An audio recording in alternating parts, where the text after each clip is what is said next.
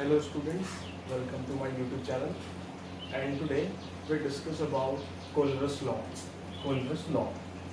According to this law, the molar conductivity at infinite dilution of an electrolyte is equals to the sum of molar conductance of its anions and cations according to their respective ions.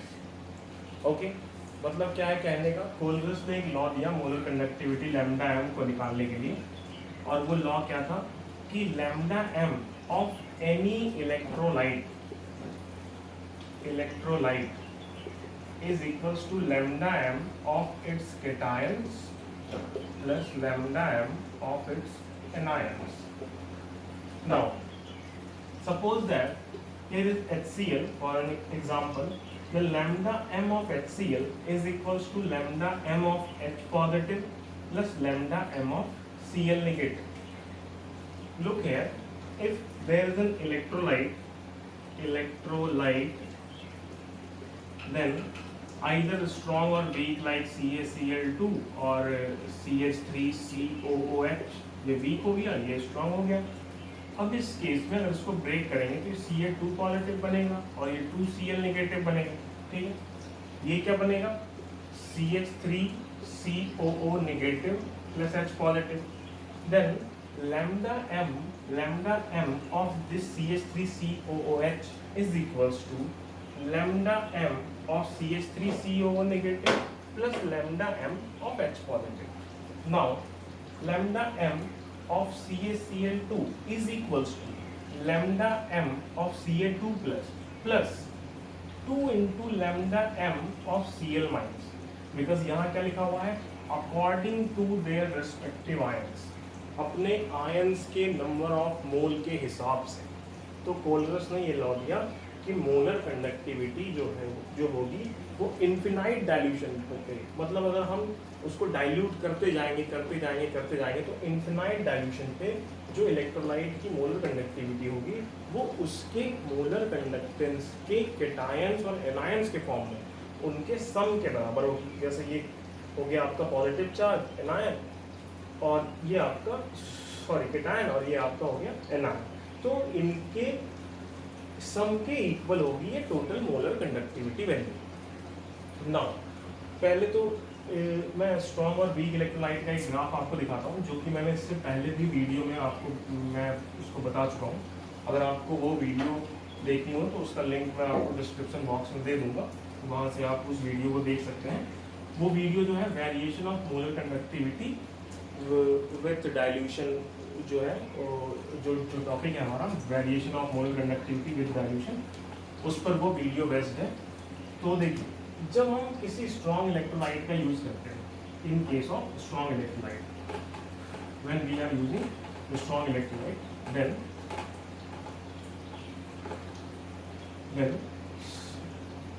suppose I am plotting a graph against lambda m and concentration. lambda m हो गया, ये हो गया √c concentration. then this is the graph of strong electrolyte. ये strong electrolyte का graph. concentration क्या है, ये धीरे धीरे कम होती जा रही है. ठीक है, पहले कंसंट्रेशन ये थी, फिर कंसंट्रेशन कहीं यहाँ पहुँच गई, फिर कंसंट्रेशन कहीं यहाँ पहुँच गई, फिर कंसंट्रेशन कहीं यहाँ पहुँच गई. तो हम जीरो से जस्ट पहले वाली वैल्यू लेते हैं और उसको लैम्डा नॉट एम लिख देते हैं. ठीक है, लिमिटिंग मोलर कंडक्टिविटी. वीक के केस में हम क्या करते हैं, वीक के केस में हम ऐसा ग्राफ बनाते हैं. ठीक है, यहाँ पर भी क्या है, जो हमारी कंसंट्रेशन की वैल्यू है वो धीरे धीरे क्या है कम होती जा रही है. कंसंट्रेशन की जो वैल्यू है वो धीरे धीरे कम होती जा रही है. पहले ये कंसंट्रेशन, फिर ये कंसंट्रेशन, फिर ये कंसंट्रेशन, फिर ये कंसंट्रेशन, और उसके बाद क्या हो गया, ये हो गया आपका लैम्डा नॉट एम. ये क्या है, √c की वैल्यू है. तो ये वीक के केस में है और ये स्ट्रॉन्ग के केस में है. ये मैं आपको वीडियो में पहले ही बता चुका हूँ. नाउ आज हम बात करेंगे कि अगर हमारे पास डिफरेंट इलेक्ट्रोलाइट्स है, देन उनका जो मोलर कंडक्टेंस होगा वो कैसा होगा. Suppose we are discussing electrolyte like KCl and NaCl.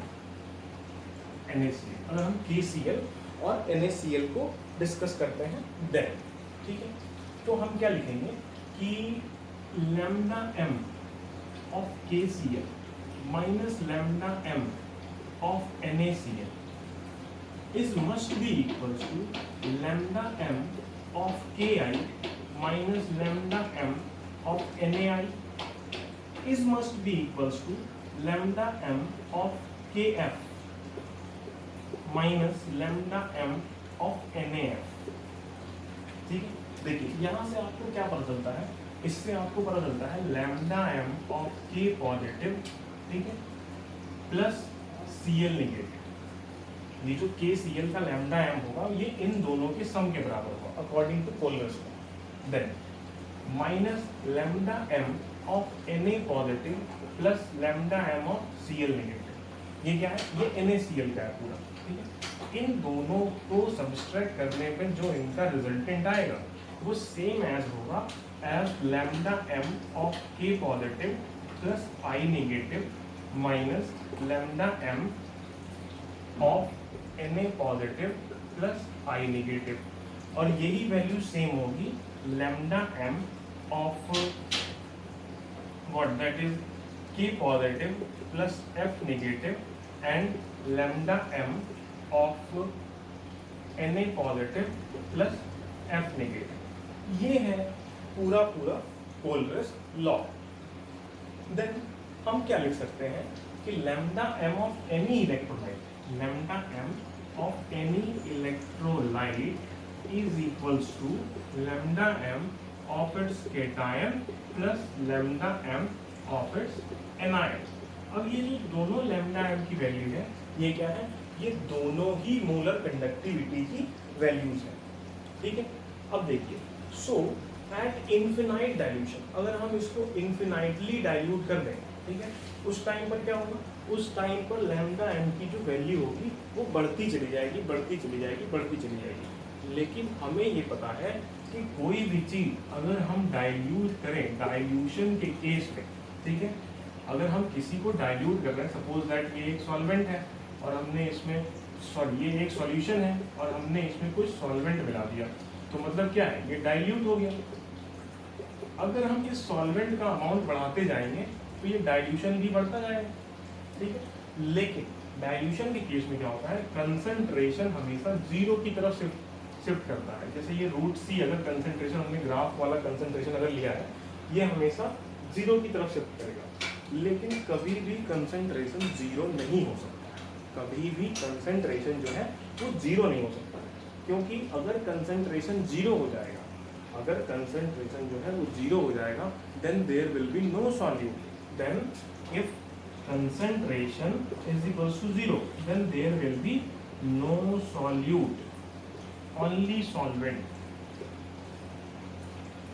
so there is no solution। अगर कोई सॉल्यूट नहीं है, सिर्फ सॉल्वेंट है, तो कोई सॉल्यूशन भी नहीं है, क्योंकि सॉल्यूशन क्या है, solution is a mixture of solute plus solvent. लेकिन हमने यहाँ पे क्या लिख दिया, no solute. So this condition is not possible when concentration becomes zero. So zero dilution is not possible. Only there is a dilution near about zero to calculate the lambda m or lambda not m. These two conditions are very much necessary. ठीक है। अब यहाँ से आप ये भी देख सकते हैं कि जो हमारा lambda m है, ठीक है, जो हमारा lambda m है वो किस पे डिनोट करता है, डिग्री ऑफ डिसोसिएशन पे। तो फिर से हम पोस्टवॉल डाइल्यूशन लॉ की तरफ चलेंगे। पोस्टवॉल डाइल्यूशन लॉ क्या था, पोस्टवॉल डाइल्यूशन लॉ था कि जब भी कोई कंपाउंड ब्रेक करता है, जब भी कोई कंपाउंड ब्रेक करता है तो वो अपने आयंस के फॉर्म में ब्रेक करता है, ठीक है, और उनका क्या होता है, डिग्री ऑफ डिसोसिएशन होता है। सपोज दैट हमारे पास कंपाउंड है CH3COOH, ठीक है, जब ये ब्रेक करेगा तो ये बनाएगा CH3CO negative plus H positive, ठीक है, at T is equals to 0 time, at time T is equals to 0, this is 1 and this is 0 and this is 0, get not start, अभी रिएक्शन स्टार्ट नहीं हुई। Then after T is equals to T1 time, अगर reaction की progress T1 है, then यहाँ से क्या होगा, 1 माइनस अल्फा अमाउंट कम हो गया, यहाँ अल्फा अमाउंट बन गया और यहाँ भी अल्फा अमाउंट बन गया, ठीक है। If at T is equals to T1 time the number of mole is C, then this is C1 minus alpha and this is C alpha and this is C alpha. So equilibrium constant K और dissociation constant आप video को बीच में pause करके अपना notes बना सकते हैं, उससे आपको भी पढ़ने में आसानी रहेगी. K इज इक्वल्स टू क्या होगा, C स्क्वायर अल्फा स्क्वायर, या फिर हम इसको ऐसा लिख सकते हैं C alpha multiplied by C alpha upon C1 minus alpha. इसको सॉल्व करेंगे आ जाएगा C square alpha square upon C1 minus alpha. Then this C cancel out with this is equals to C alpha square upon 1 minus alpha. Now, since weak electrolyte, so alpha is very less than 1. So 1 minus alpha is nearly equals to 1. This is the assumption. So what happened? Then K is equals to C alpha square and then alpha is equals to root under K upon C. ये मैं आपको एक video में और बता सकता हूँ कि alpha is equals to K upon root C. It means when concentration decreases, that alpha increases. So a weak electrolyte also depends according to its concentration as explained by the Coulter's law.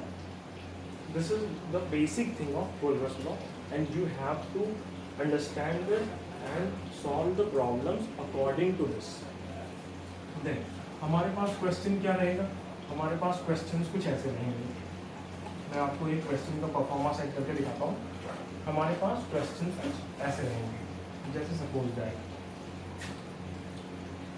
we have two electrolyte like CH3COONA sodium acetate and HCl. ठीक है, the lambda m of CH3COONA is equals to lambda m of CH3CO negative plus lambda m of Na positive. Then lambda m of HCl is equals to lambda m of H positive plus lambda m of Cl negative. Then question में पूछा जाएगा what is the lambda m of NaCl is equals to what. ठीक है, तो हमें यहाँ से क्या मिल रहा है कि अगर हम इस वैल्यू में से, ठीक है, इस वैल्यू को कम कर लें, ठीक है, तो हमें क्या मिल जाएगा lambda m of NaCl. देखिए यहाँ Na कॉमन है, यहाँ Cl कॉमन है, ठीक है, तो यहाँ से हमें NaCl मिल सकता है. ठीक है, तो इसके लिए हम NaCl यहाँ से कैलकुलेट कर सकते हैं. नाउ मैं आपको दूसरा एग्जांपल दिखाता हूँ.